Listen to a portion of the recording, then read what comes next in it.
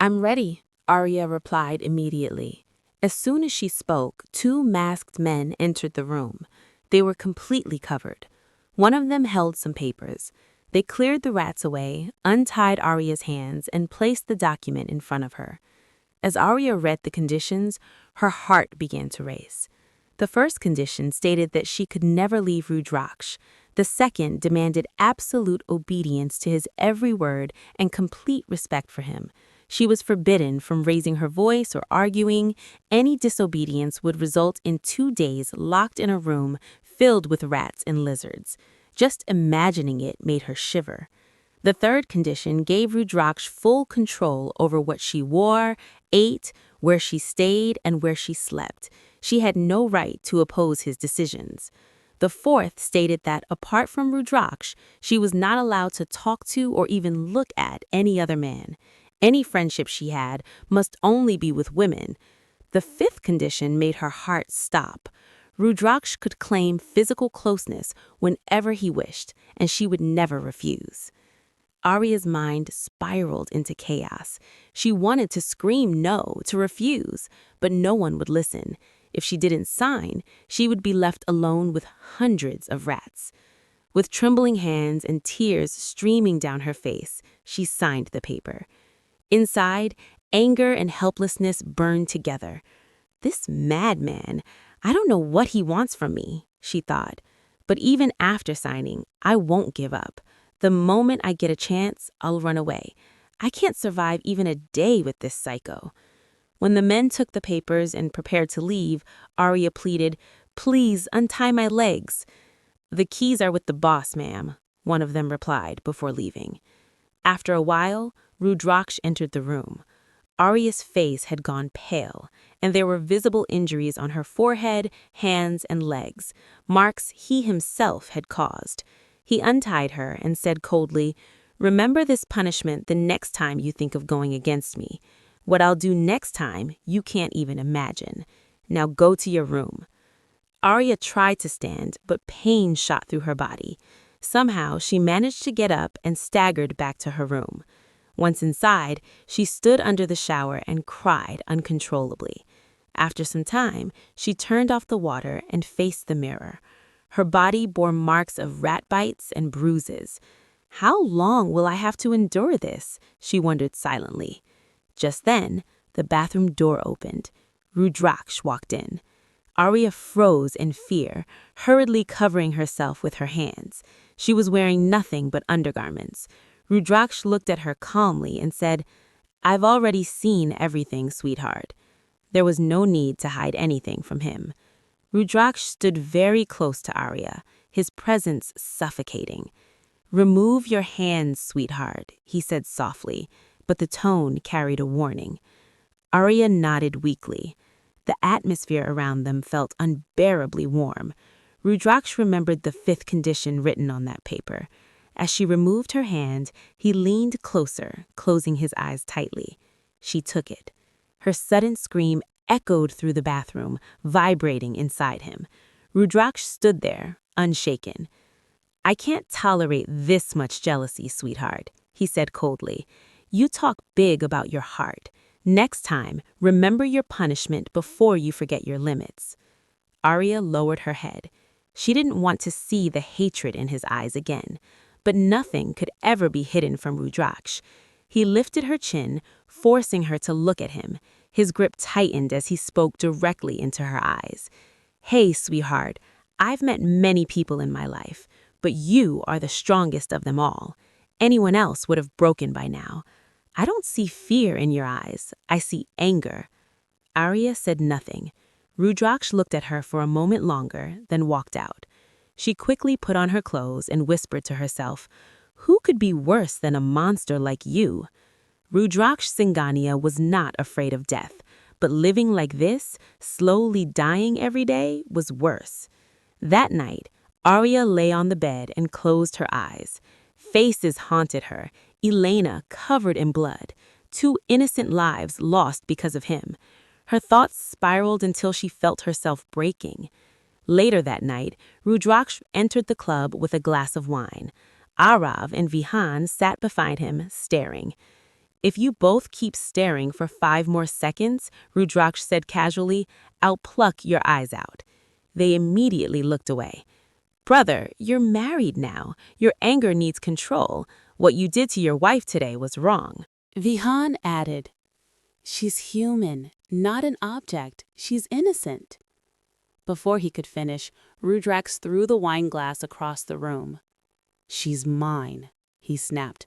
Don't even look at her. The club went silent. That night, when Rudraksh returned home, Arya was asleep. He lay beside her without a word.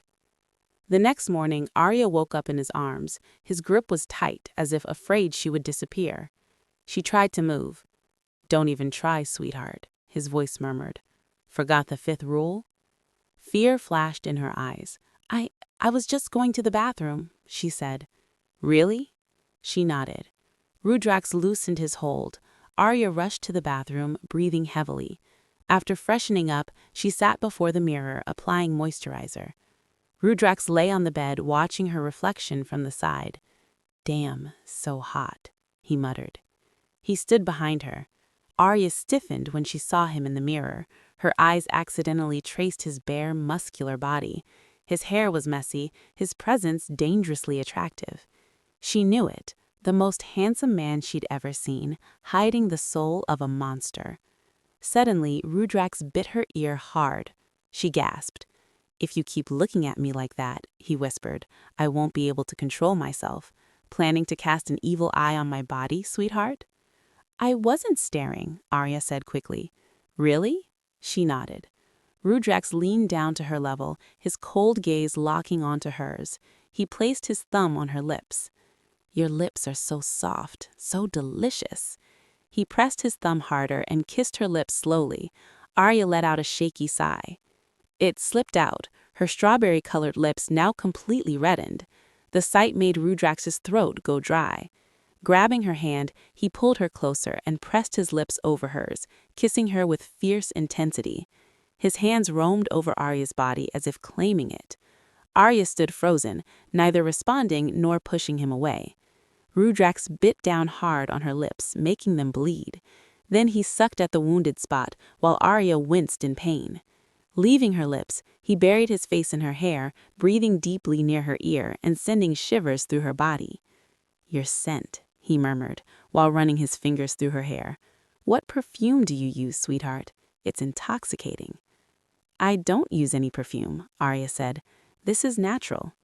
Without replying, Rudraksh continued stroking her hair, his hands still moving over her body. Suddenly he paused and said softly, Get ready to say my name. Arya lifted her eyes to him.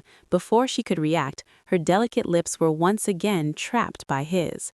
The marks from last night hadn't even faded yet, and he was already leaving new ones. He moved lower, pressing kisses to her bare stomach. Arya shut her eyes tightly and gripped the table for support. Rudraksh's lips trailed down her neck as he bared his teeth and sank them into her cleavage. Arya screamed in pain. He immediately kissed the bitten spot, his hands circling her waist possessively. Just then, Rudraksh's phone rang. Seizing the moment, Arya pushed him away, but that only angered him. He twisted her arm behind her back, making her cry out in pain. You seem to enjoy punishment, he said coldly, so do exactly what pleases me. No, it's not like that, Arya pleaded. Your phone was ringing, that's why I pushed you. He stared at her for a few seconds, then picked up the call and walked out onto the balcony. Arya sighed of relief, rubbing her aching arm and fixing her appearance. She was starving, but she couldn't step out without his permission. Sitting down, she clutched her stomach. Nearly an hour later, Rudraksh returned, ready to leave. Let's go for breakfast, Arya said weakly. No, he replied flatly. You've stayed hungry all day. You'll stay that way. She looked at him in disbelief. He lifted her chin and said, This is your punishment. Don't push me again. Please, I'm really hungry, she whispered. Go to the balcony, get some air, and before you step out again, remember yesterday. With that, Rudraksh left for his office. Arya felt dizzy with hunger and weakness. She sat holding her stomach, too afraid to leave the room.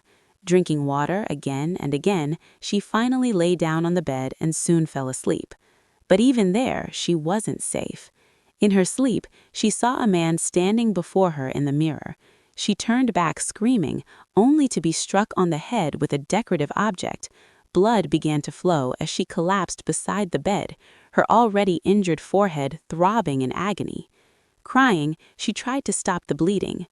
"Who are you? Please let me go." She ran toward the door, screaming for help, but the man shoved her back. "Scream all you want," he said cruelly. "No one will hear you, and if anything leaves this room, it'll be your dead body." Arya backed against the wall, raising her trembling hands. "Please, who are you? Why do you want to kill me? What did I do to you?"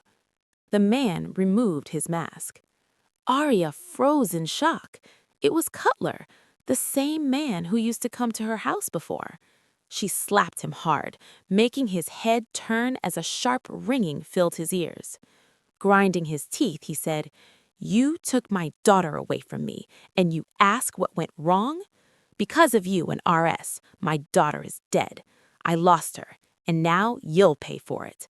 Just like I suffer, you will too. Only then will my daughter's soul find peace." "Uncle, you're mistaken," Arya cried. "It doesn't matter to me whether I live or die. I was forced into this life." Cutler laughed bitterly. "Do you think I'm a fool, that I'll believe you?" He fired the gun. Arya screamed. Cutler burst into mad laughter. Gasping, Arya slowly opened her eyes. She was unharmed. The bullet had struck the wall. Turning her head, she froze again. Cutler stood inches from her face, the gun pointed straight at her. "I love seeing fear on your face," he said softly. It felt as though, sooner or later, she would face the same terror again. The husband stood in front of RS, gun aimed at his face. To avenge his daughter's death, he had killed his own wife. Now, placing the gun against his own forehead, he said coldly, "Get ready to die. This time, I won't miss." Before anyone could react, a bullet was fired. Arya was shot. Her eyes slowly closed, her head tilted to one side, and her body collapsed. Blood rolled down and splashed across the wall, staining the room red. The splatter was everywhere. Then, silence. A terrifying, suffocating silence. Suddenly, the sound of screeching shoes echoed through the room. Rudraksh entered, followed by Arav and Vihan. "What should we do with this now?" Rudraksh asked calmly. "The same thing we do with the rest of the corpses," Vihan replied. At his signal, the guards stepped inside. The next morning, Arya lay motionless on the bed, like a corpse. Then her eyes snapped open. A blood-covered face appeared in front of her. Cutler. Terrified, she tried to move back, but her body wouldn't cooperate. Then she realized she was standing at the edge of a ditch. From behind Cutler, Elena stepped forward, her face bleeding. "All this happened because of you, Arya," Elena hissed. "Now you'll die too, just like us." She pushed Arya. "No!" As Arya fell into the ditch, she looked up and screamed. Her eyes flew open again. She was on her bed. Her face and sheets were soaked with sweat. Gasping for breath, she slowly looked around in panic. With trembling hands, she picked up the glass of water beside her and drank, but her hands shook so badly that water spilled everywhere. She pulled at her hair, shut her eyes tightly, and memories flooded back. Yesterday, Cutler had been about to shoot her when a bullet hit him from behind. His face had collapsed against Arya's neck before his body fell. Blood splattered across the wall. Rudraksh Singania and the others had been there. All of them. Arya had fainted in shock. Cutler was dead too. Oh God, how many innocent people have died because of me? Just then, the door opened. Rudraksh walked in. "You're awake," he said softly. "Good morning, sweetheart." Arya glared at him.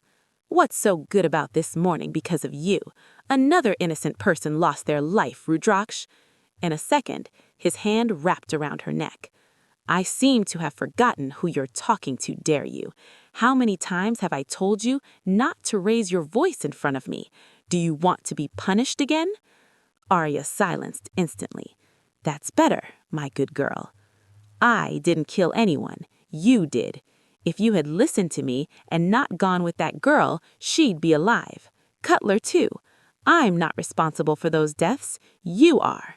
He screamed like a madman. It's not me, Arya cried. You killed them. Don't you remember how that man screamed when you shot him? She covered her ears, sobbing, as the screams of Elena and the club echoed in her mind. Rudraksh watched her and smiled. He hadn't tortured her physically, he had broken her mentally. Slowly, he pulled her hands away from her ears. Arya collapsed into his arms, crying uncontrollably. He placed a hand on her shoulder. This was exactly what he wanted, to be her only refuge. When her sobs finally subsided, he pushed her back slightly and wiped her tears with his thumb, rubbing harshly until her fair cheeks turned red. "Don't cry for anyone else, sweetheart," he said. "I don't like it." Looking deep into her eyes, he continued, "Tears, anger, pain, everything in you should exist only because of me." Arya shook her head weakly. "Now go freshen up," Rudraksh said calmly, "and cook for me. Today I want food made by my sweetheart." Arya obeyed. Later, she served him breakfast. As she stood beside the table, Rudraksh pulled her onto his lap. She stiffened. The servants were watching. Her eyes dropped in embarrassment. He pinched her waist. "When I'm here, why are you paying attention to others?" he asked. "Now feed me, with your hands." Her hands trembled as she obeyed. When she did, Rudraksh bit her finger. A sob escaped her lips. And the cycle continued. If it is there, then it becomes uncomfortable. The dress It was very beautiful, but it had no Rudraksha beads. The wounds inflicted were clearly visible. She comes out so the makeup artist would be surprised to see her. She goes. A girl speaks, "You look so gorgeous, madam. You need makeup." "There is no need for it. You are so naturally beautiful." Then the makeup artist's notice falls on the wounds on her body, seeing whom she trembles and everything becomes clear. But she couldn't help her because it would mess with RSS. He did not have the courage to take it. Both makeup artists start doing her makeup. Arya used makeup on Arya's body made the marks were also hidden. In a while, Arya was completely ready. Both girls go outside. Rudraksh comes inside, which Arya would stand up from her place as soon as she saw him. Rudraksh looked at her thin, long legs. It stops on Arya's thigh. Arya wore a black one-shoulder-long gown, in which her entire stomach was visible. The dress had a long cut at the bottom, which used to stop on Arya's thigh. One of her legs was clearly visible. Silver high heels worn on her feet made her even hotter and sexier. She was making it. Just by looking at him, Rudraksh gets an idea. Many eyes were on her beautiful, sweet heart, who she is absolutely not going to be able to tolerate.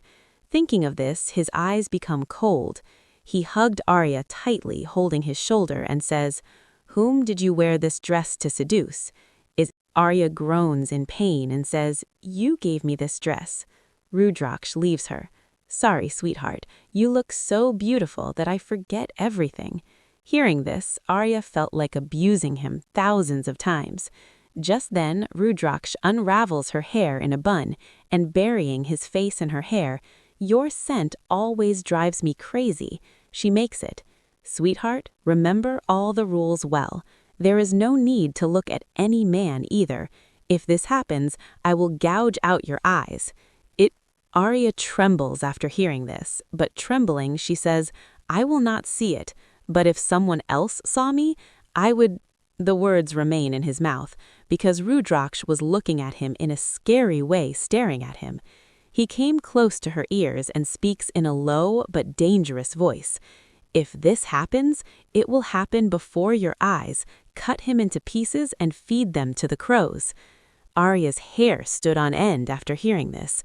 Arya thinks to herself, "Whatever may happen, today again someone is hurting because of me.